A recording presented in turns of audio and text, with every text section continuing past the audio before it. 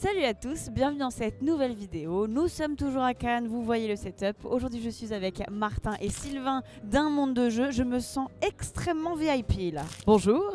Bonjour. Bonjour. Bonjour. On va faire une petite interview de vous deux, que vous nous parliez chacun de vos backgrounds, qui vous êtes, et puis un monde de jeu, ce que vous faites sur la chaîne, et puis ce que vous faites à Cannes. On va papoter un petit peu.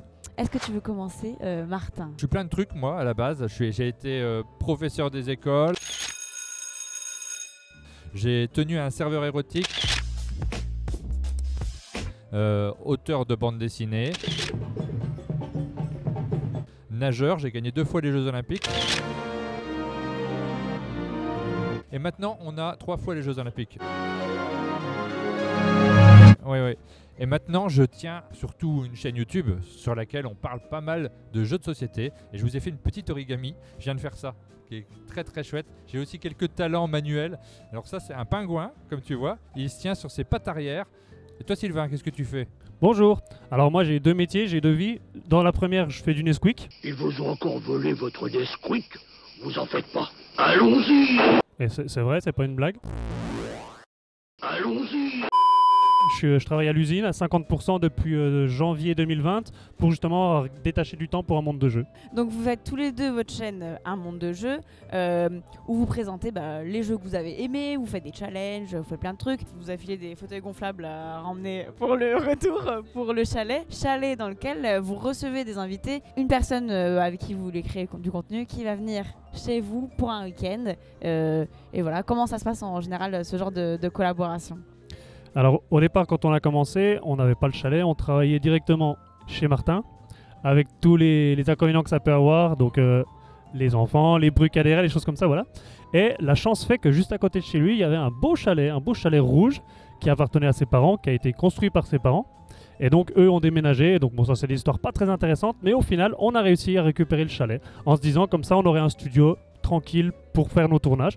Et à un moment donné, on s'est dit c'est quand même un peu grand d'avoir un chalet pour juste un petit studio, un petit local. Et la chance fait qu'on a réussi à avoir au fur et à mesure du temps donc des gens, des éditeurs, des auteurs qui étaient intéressés par la prestation qu'on a proposée, à savoir venir passer un bon moment avec nous, manger, parler, jouer et en profiter pour faire quelques vidéos. Et donc on a réussi à créer ça et aujourd'hui on a de plus en plus de demandes donc on est très contents.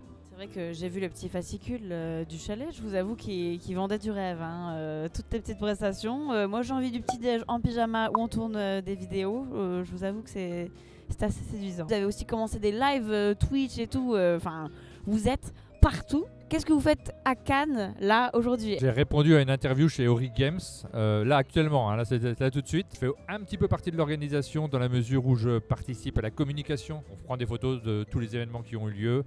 On a pris quelques rendez-vous pour nous, donc ça nous a pris pas mal de temps également.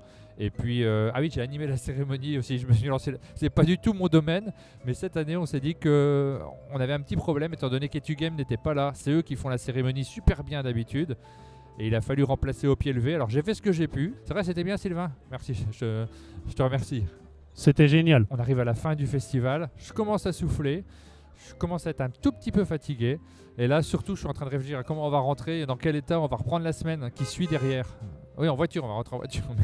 Pour vous deux, comment vous voyez le futur de Un Monde de Jeu? Alors, nous, l'essentiel, c'est le côté humain. On est ravis de recevoir des gens, de passer du temps avec eux. Et quand on reçoit quelqu'un, en général, il y a les vidéos qu'on tourne, évidemment.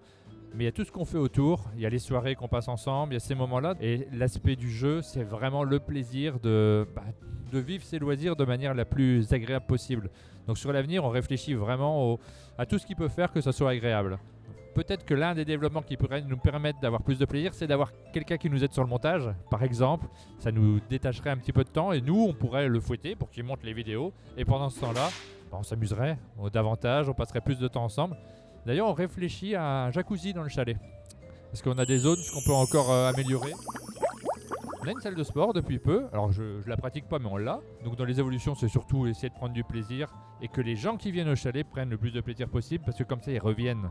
On a réfléchi à tout. Et toi, Sylvain, c'est quoi est-ce que tu as d'autres souhaits, d'autres rêves pour la suite d'Un Monde de Jeu et votre collaboration? Je suis quelqu'un qui a très très peur de me retrouver avec plus rien. Donc c'est vrai que l'avantage de travailler en usine, ça fait pas rêver, mais c'est une sécurité.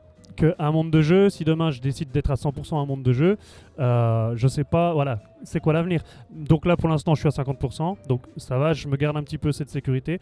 Idéalement, je pense que rapidement, je vais demander une disponibilité pour avoir une année pendant laquelle je vais me détacher à fond sur un monde de jeu, qu'on voit vraiment ce qu'on est capable de faire. Et après, il y a un moment donné, on sait que le choix va venir, il y aura un choix à faire, des pour et des contre. Mais forcément, entre un travail pour gagner sa vie ou un travail passion dans lequel on peut aussi gagner sa vie, le travail passion, c'est vraiment une bonne idée.